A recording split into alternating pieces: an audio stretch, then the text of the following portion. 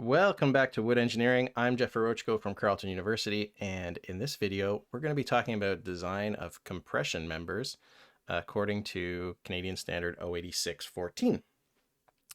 So when I'm talking about compression members, we're talking about columns or members and trusses that take compression or members and diaphragms that happen to take compression. There's lots of ways that we can run into this, but a compression member is an element that is going to take compression parallel to grain. We're going to talk later about how to design for compression perpendicular to grain, but those cases are mostly for bearing locations where one piece is sitting on another. So the primary use of that piece is probably not for compression perpendicular, but we have to design for compression perpendicular just as a function of designing a beam or something like that. What we're talking about today is members that are loaded like this, compression parallel to grain, columns, etc. And of course, the things that we have to worry about when we're designing compression parallel to grain, one is crushing. So if I take this piece and press it hard enough, eventually it's going to lose strength and crush. And the other piece, of course, that we need to consider is buckling, because when I have more slender pieces of wood, then I press on them, eventually they are going to buckle.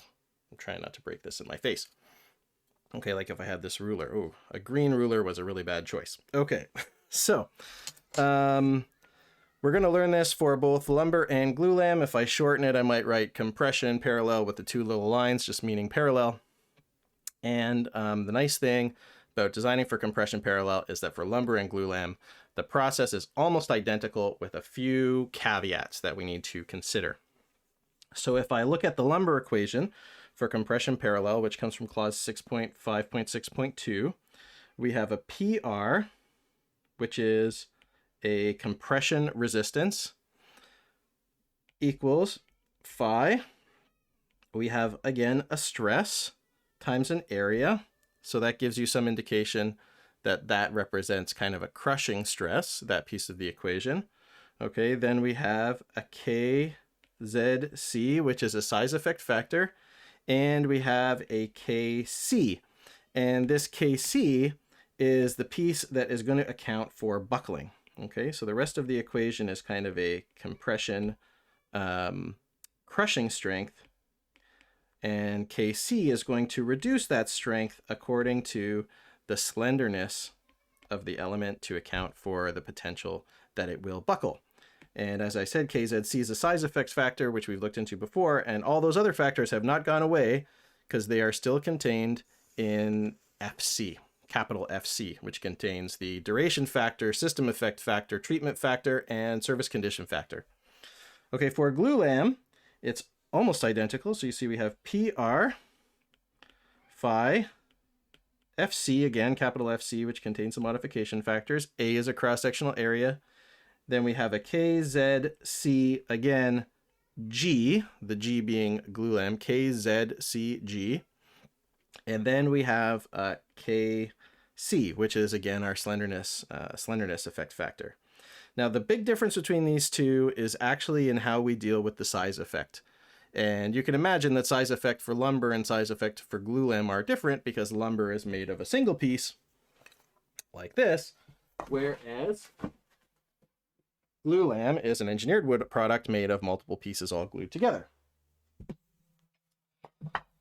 So for lumber, we have this equation, KZC equals 6.3 dl to the power of negative 0.13, and this has to be less than or equal to 1.3. And when I say it has to be less than or equal to 1.3, I mean in this case, the 1.3 is a cap. So if we have something that comes out greater than 1.3, we just cap that value of KZC at 1.3.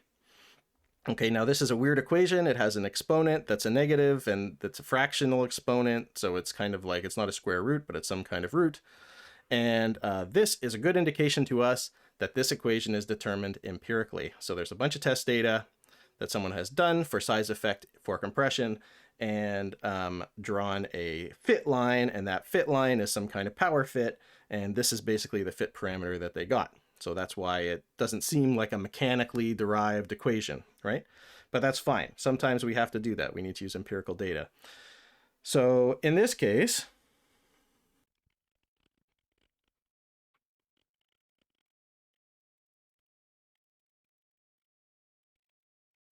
So in this equation, the D is the cross-sectional dimension in the direction of buckling in millimeters, and L is the length associated with the member dimension in millimeters. This is a bit of a difficult concept to get out of my ruler, which appears white because it's like going through my face because of the green screen behind me.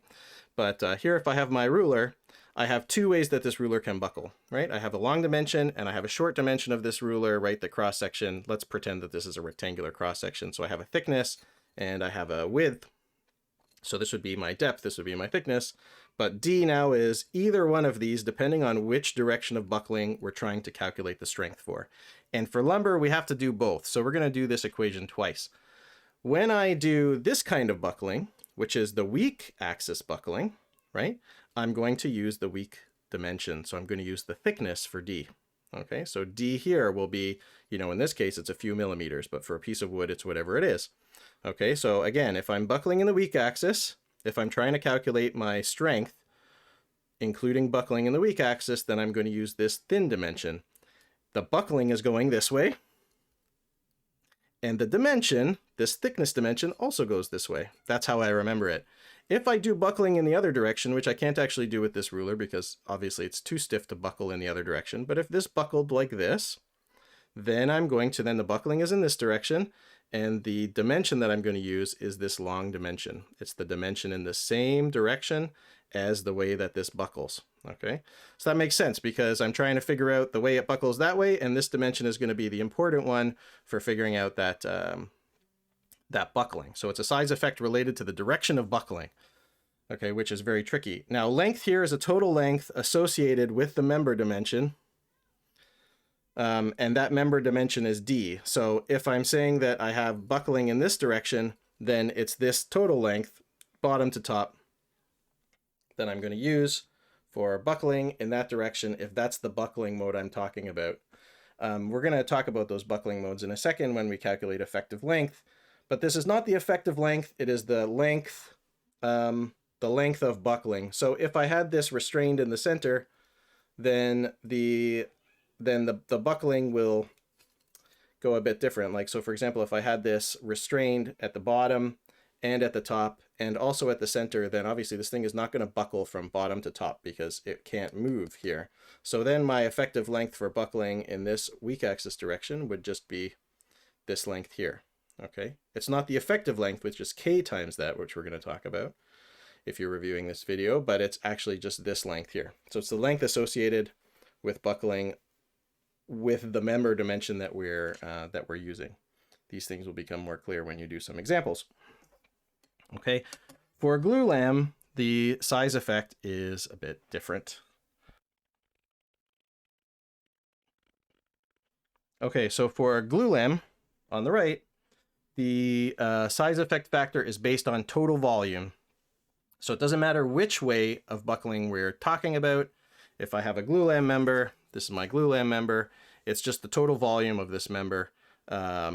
So I'm going to go from end to end, and then the width times the thickness, and that will give me my total volume. Now, a big thing here that we need to remember is that since these are empirically derived equations, which you can tell that this one is too, it also has a kind of funny exponent and a coefficient in front of it, like 0.68. On top of it being empirically derived, that also means that the units are going to be important. Whenever we have exponents that are funny roots like that, then we can tell that the unit that we put in for our variable is going to be important.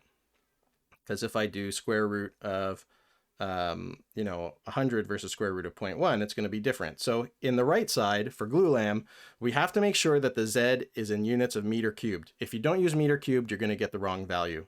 Okay, just like on the left for lumber, you must use dimensions of millimeters for D and L. And if you don't, then you're going to get the wrong number.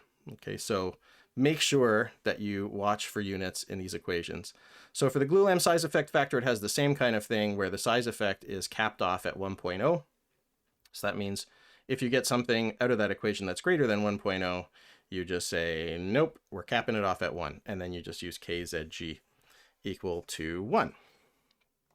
Okay, so one of the consequences of these is that for lumber, since we have a different size effect factor in each direction, And since our Kc, as we will see, the factor that accounts for buckling, the slenderness factor that accounts for buckling, also changes based on which direction we go, we need to actually calculate the strength in two directions all the time for lumber. So we need to look at my lumber member.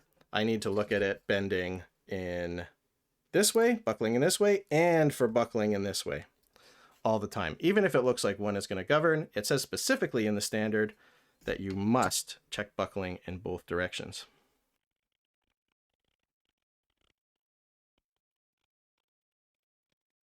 So in the standard in clause 6.5.6.2.1, it says specifically that you need to check it in both directions. And the reason for that is because when I have a size effect factor that gets bigger, I have typically a slenderness factor that gets smaller, and vice versa.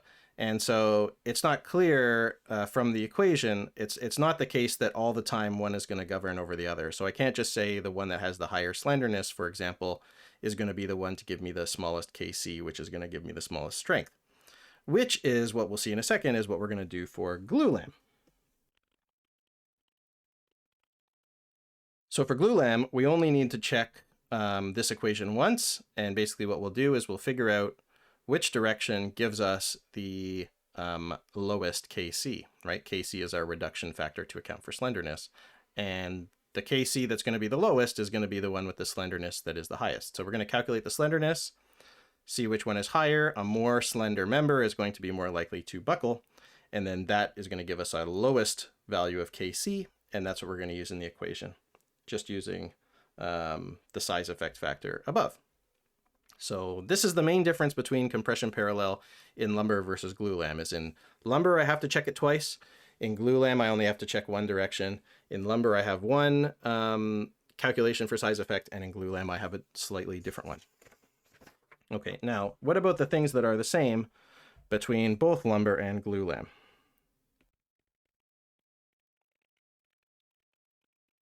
So in both lumber and Glulam, the phi factor for compression is the same. It's 0.8, which is different than what we had for tension. And the FC, the large FC, which represents our material strength, is also the same. So we get FC, although from different tables. So small FC for lumber is going to come from tables 6.3.1 A through D, like we saw before.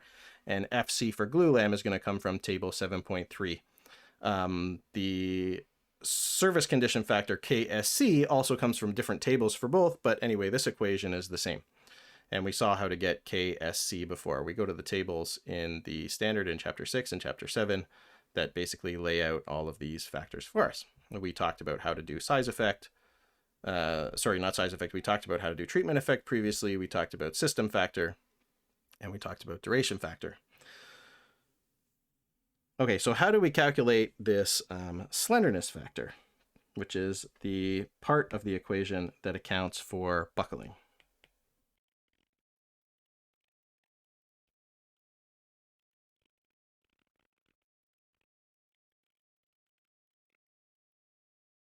Okay, so that slenderness factor is going to depend primarily on the geometry of the member and how slender it is. How slender something is how likely it's going to buckle. So something like this is quite slender in one direction and easy to buckle, this ruler. And in the other direction, as we saw, it's not very likely to buckle. It's very, very stiff in that direction. So it has a different slenderness for buckling in this direction than it has in this direction. And if I want to calculate the slenderness for this piece, what I'll do, so for width versus depth, the way that I'm defining is width is the thin direction and depth is the large direction. So if I had it for 2x4, then I'm defining width like this and depth like this. And the width is associated for buckling in the weak axis, and the depth is associated with buckling in the strong axis. So you can imagine that weak axis buckling is for this ruler this way, and strong axis buckling for this ruler is this way, which it can't actually buckle in this direction, right? For this particular one. So that's how we calculate that. And you'll notice that it doesn't just say length in that equation. It says effective length, which is our L sub E. L sub E. So some places in these equations it says L, Like, for example, when we're calculating our size effect factor for lumber on the left, we use L, not LE. But in this equation for slenderness, we are using LE, which is an effective length. And that effective length depends on both the on both the boundary conditions of the member and on any other restraints there are associated with the member. We're going to see what that means in detail. Now, in the standard, it just says CC. It has two equations for CC. One, it says CC effective length associated with width divided by member width, and then it says CC again, effective length associated with depth divided by member depth. And I added this little subscript weak and subscript strong, and that I just like to do in order for me to be able to keep a bit track of it. Now, it doesn't mean that the strong axis slenderness is going to be necessarily less than the weak axis slenderness. I'm just keeping track literally about which way is weak for the cross section and which way is strong for the cross section. And you might see that that helps you keep track as well. So to clarify this a little bit more, let's draw actually a cross section of a piece of wood. Okay, so here is piece. I'm drawing the X through it. So this is a piece of lumber. I'm looking at the cross section, looking at it like this. And I'm saying that this here is the depth. And this here dimension is the width. Okay, and you know, just like we talk about for steel design, we can have bending in two different dimensions, right? I could call this Y. If this was a steel beam, that would be Y. This one would be X. Okay, so if I'm talking about which way this buckles, okay, buckling in this direction would be, I would call that buckling in the strong axis direction.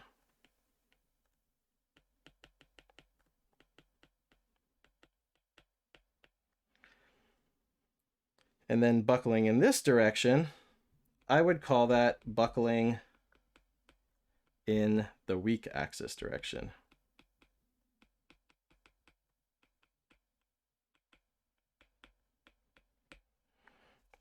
Okay, so to show using the ruler again, here I have like this. So when I say buckling in the weak axis direction, I mean buckling like this. Okay, so if I'm looking at that cross section and I see that it's buckling like in this direction, that's buckling in the weak axis direction. Okay, so that is my CC weak, the slenderness I calculate for that. And buckling in the strong axis direction would be buckling like this. Okay, if I were to press on it and it buckled in this direction, then that would be buckling in the strong axis direction. So for buckling in the weak axis direction, I use the width. Buckling in the weak axis direction, it's hard to show. Buckling in the weak axis direction, I'm going to use the width, which would be like the thickness of this cross section. Buckling for the strong axis direction, I would use the depth, which is this long dimension here. Okay, I hope that clarifies. Okay, there is one additional requirement, and this is a hard requirement. This is not a cap, is that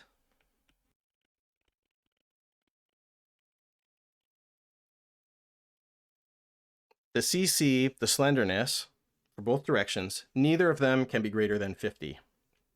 So if I do a calculation and it gives me CC greater than 50, I don't say, okay, it's greater, so I'm going to cap it at 50. I have to change my design to make sure that the slenderness is less than 50. So I can do that by increasing the cross-section, because increasing the cross-section would increase the denominator here, right? So if I increase the member width, that's going to make CC go down. So I could do that. Or, you know, I could change, the other thing that I can change in this equation is the effective length. And I can do that, like maybe the total length is, I can't change, but I can change the effective length by adding a support somewhere in the middle, or by changing the boundary conditions to make it bend differently. So let's dive in a bit more about what this effective length actually is, how I calculate it.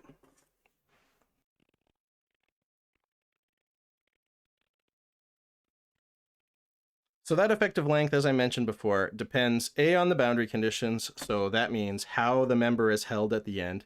Now in timber, the boundary conditions are almost always pinned, which means the member is allowed to rotate in the end. And that's because it's very difficult to design a moment connection at the end of a timber member. So not a lot of opportunity to change boundary conditions, but what we can do is add restraints. So let's look at an example, and I'm going to draw a example right here.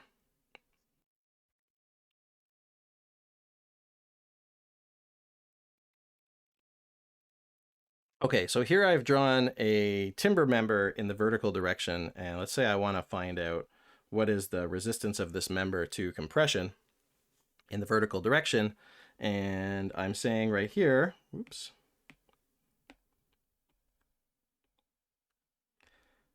And on eraser, I'm saying right here that this here is a pin support. So it does not restrain the rotation, it only restrains the translation. So it can't move left or right and up and down, but it can rotate. Okay, so stuff that you've seen in structural analysis before. Okay, so now I can calculate lengths associated with buckling, and then I can figure out the KE. So there's two different things here. Okay, so now in the strong axis direction of this piece of wood, if it buckles, you know, in the strong axis direction being in this direction, so in the picture, it's kind of in the out of plane direction. So you can imagine it buckling in that direction. I have a certain effective length, not effective length, sorry, just length. This length here, this is my length associated with strong axis buckling. Now, if I'm talking about weak axis buckling, I'm assuming that these horizontal members here are not free. They're attached to something else. So they are restraining the movement of that piece. So if I have my member in the middle like this, and I have a piece coming here and a piece coming here, and they're preventing that member from moving horizontally at that location. So that means that if I put a compression load on this, it can't buckle in the normal way, right? Like end to end, because that requires the middle to move. Okay, so it can only buckle between the end support and the restraint. So now I've shortened my length for buckling. And you know, because you've probably looked at Euler buckling before, like simple elastic buckling, that as I reduce the length for buckling, the buckling load goes way up. So that will make a big effect on my total strength that I'm calculating. So if I'm looking for my length associated with weak axis buckling, here I have two. This is my L for weak axis buckling. And this is another L here for weak axis buckling.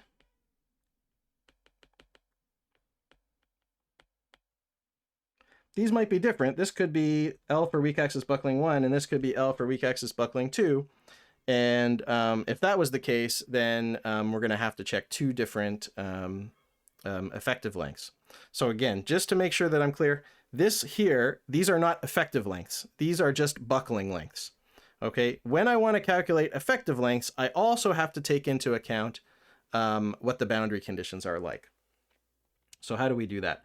We're going to look at this same case for the strong axis buckling and the weak axis buckling. So in this case, for strong axis, okay, if I just make it more of a schematic than a 3D drawing, I have something that looks like this. Okay, I'm applying a load, right? Like I'm moving that restraint down. So obviously, you know that those kind of pins can't move down. So we have to say that this is some kind of thing that can roll downwards. But anyway, so basically I'm applying a vertical load to this, but these ends are not allowed to translate left and right. The top can move down, but it can't translate left and right. And then so we're going to get a buckling shape that's going to look something like this. That's how it's going to buckle. Okay, and then this length here is our L strong from above. Okay, now if I want to calculate my effective length for this,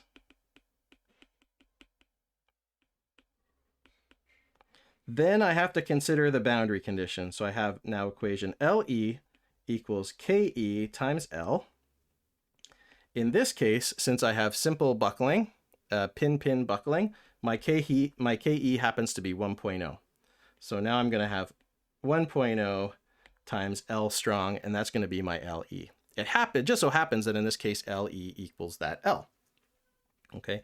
Now, if I want to look at a whole bunch of cases for this, I can go to the standard, and in the standard, we have effective length factors, KE, for all different types of boundary conditions. So you see the one that we were just looking at is the third one here, which is held in position at both ends, but not restrained against rotation. So this is a pin-pin situation, and you can see the KE equals 1.0.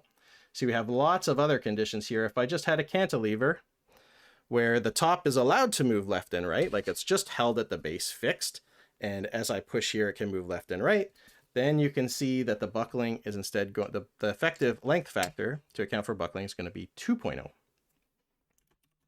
Okay, so let's look at our weak axis case for this particular example. So if I do weak axis, I still have pin at the top.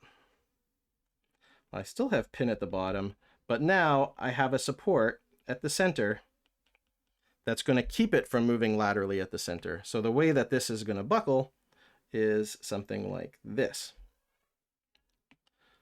So my length, my weak length here, L weak, is like this. And then I have to figure out what is my KE factor for that. And to do that, okay, LE equals KE times L again. To do that, I can look at that table again, and I can look at the way that this bends, that this buckles. So since this buckles in a shape like this, which is like a half of a, like kind of half of a sine, that's not necessarily exactly what the shape is, but just how I'm describing it, it's like this kind of curve, then I can go back to the thing here and find which one has a curve that looks like that. And again, it's the same one here, which is 1.0 for KE. So this one is also going to be 1.0 this time times L weak. So now I have my L, which is what I'm going to use in my size effect factor, and I have my LE, which is what I use in my slenderness. So if I go back, if we recall way back at the beginning when we talked about size effect for lumber, on the left we have KZC equals 6.3 times DL in brackets. That L is associated with member direction. For the case that we're just looking at, if I'm talking about strong axis buckling, my D is going to be the strong axis dimension, the large dimension, times the full length of that. Okay, so if I come down here, my D is going to be my strong axis. So it's the long dimension, this one here, right?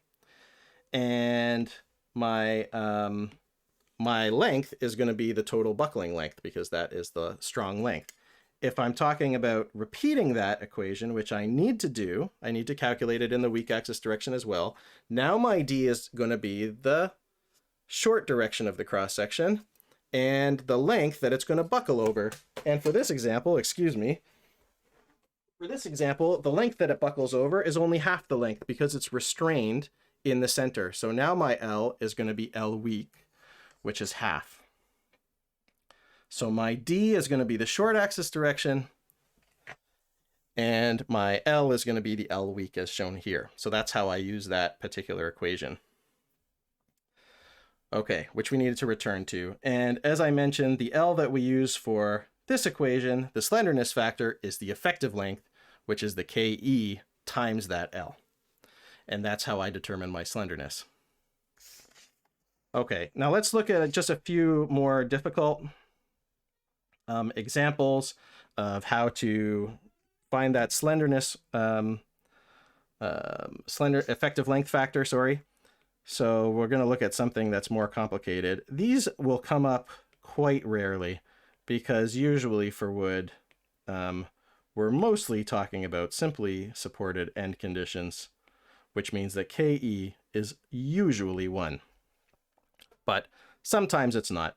So if I did have some sort of case where I had a continuous member, for example, or something like that, where the end conditions were actually effectively fixed, then my buckling is going to look like this, right? And if I go back to my table and look at it, then you can see that that is the same as the first one here, which is a KE of 0.65. So here I say KE equals 0.65. Okay, what about if I had a case where I had a fixed condition on the top so it can't rotate and a pinned condition on the bottom? Then this thing is going to deform something like this. And if I go back to my table, then you can see that that's equivalent to this one here. It's the upside down of this one right here, the 0.8. So I'm going to say KE equals 0.8 for this one. Now, what if I have a case that's even more complicated where I have a fixed condition at the top, and I'm going to make it a bit longer so it's easier to draw, and I have a pin at the bottom, and I have an intermediate support, okay? And so now it's not exactly like one of the ones in the table, but I can intuit how this thing is going to deform, something like this. Then I'm going to have a different K for the top as I have for the bottom. And basically I'm going to look at that deflected shape of buckling, and I can see the one at the top is kind of straight at the top because it can't rotate, and it bends out and buckles in the middle. So if I go back to the table, get my actual pointer, oops, then it's going to look basically the same as this one, right? So it's fixed upside down again. So this one was fixed at the top, and in the center it was allowed to rotate. So for the top of that one, it's going to be KE equals 0.8. At the bottom, we have basically just a simple bend shape, one of these again, right? And for that one, we know before KE equals 1.0. So now if I'm designing this particular one on the very right, then I'm going to have to do two different calculations, one for buckling of the top section in the weak axis, if that's the weak axis buckling, and one for the bottom section if it's weak axis. Now, if they're both the same length, if those two are the same length, the top and bottom, then obviously it's going to be the KE of 1.0 that's going to govern, because it's going to give me a larger slenderness. So slenderness is dependent on length. Effective length, KE times L being greater, is going to give me a bigger slenderness. So I don't have to check both of them if I can tell. Basically, I should check which one has the greater slenderness. Yeah. Okay. So what do? We've calculated our effective lengths. We've broken it down into strong axis buckling and weak axis buckling, and I found the effective lengths for both. If I'm talking about, and I found the slenderness for both. Okay. Now what do?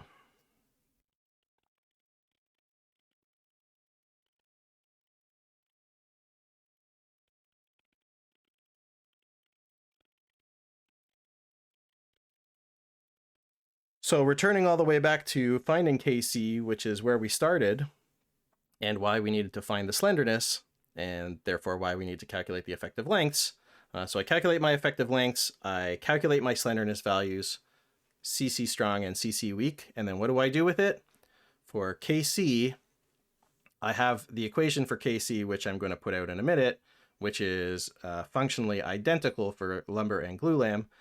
If I'm talking about lumber, as I mentioned before, we have to check both directions. So I'm going to use both CC factors in that KC equation to get two different KC values.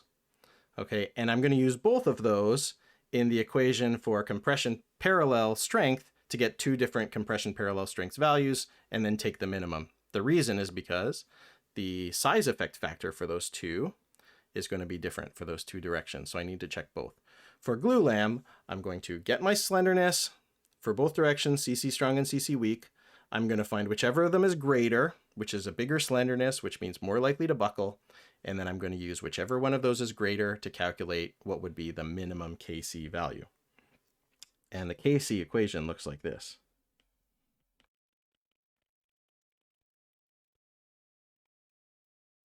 Okay, so here I have KC. This is the equation for KC.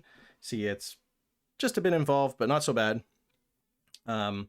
I have a 1.0 plus my strength, FC, times my size effect factor, which we saw before. It's the same size effect factor that was in the equation for PR at the very beginning. I have my slenderness, CC, in whichever direction I'm calculating. So that's CC strong or CC weak. We do one or the other, right?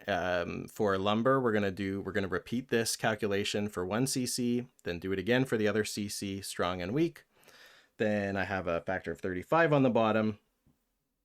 E05 is my 5th percentile Young's modulus.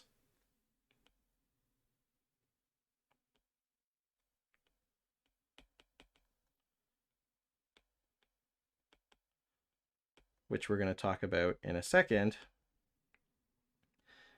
KSE is a service condition factor associated with stiffness. So that comes from table 6.4.2 or 7.4.2 for Glulam. KT is my regular treatment factor. And do not forget that the whole thing here is to the power of -1. So I calculate everything inside the brackets, and then I find the inverse of that, and that gives me my KC. So larger CC means a lower KC. Okay, so where do I get my 5th percentile Young's modulus? For lumber,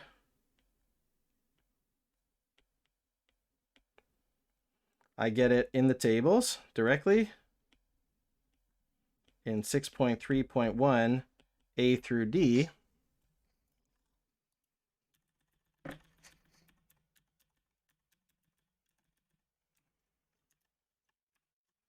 For example, we see here we have modulus of elasticity. We talked about before that we have 2 different modulus of elasticity values for each stiffness species grade combination.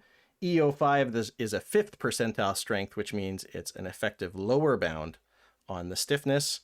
Why do we use that in this equation? Because in this equation, we're using the elasticity in a strength calculation. So we don't want to use the mean value. The mean value we use for things that are like serviceability conditions. If I want to calculate deflections, I just want to know what is the actual deflection, because it's not going to hurt anybody if the deflection is a little bit bigger or a little bit smaller. But for E05, since I need this E value to calculate the buckling strength, then I need to make sure that I use a 5th percentile, which means I want 95% of all values to be greater than that, because now it's a safety issue. Okay, for Glulam,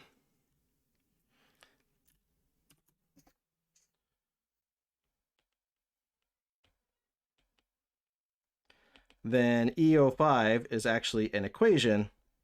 We use 0.87 times the E from table 7.3.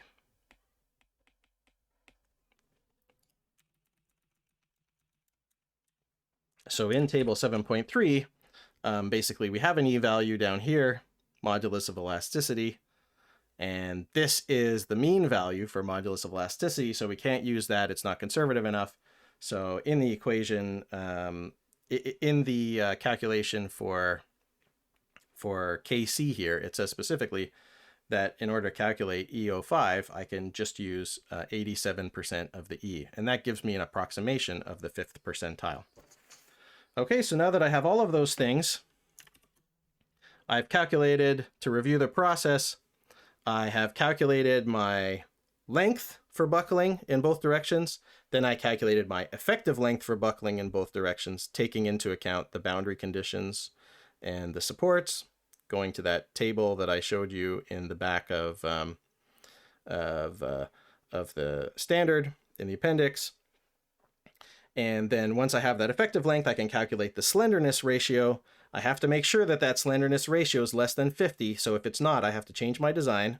Then once I have my slenderness ratio for both directions, strong and weak, I come to this KC equation here, and I sub in both slendernesses for lumber to get 2 different KCs. For Glulam, I just use whichever CC is greater, and I plug that into this equation to get my minimum KC. Then once I have all of those things, I come all the way back to my initial equation. I'm going to plug in FC, which applies all of my modification factors, A, which is my cross-sectional area, KZC, which is from these equations, and KC. If for lumber in both directions, and for glulam just the minimum one, and then I'm going to come up with my PR. So for lumber, I have 2 KCs. For the KC, I have to use the appropriate size effect factor depending on the direction. Remember that D here is the dimension in the direction of buckling, and L is not the effective length, but the length for buckling in that direction. And so I'm going to do this calculation for PR twice. And then after I do that, whichever one is the minimum is going to be my design compression strength.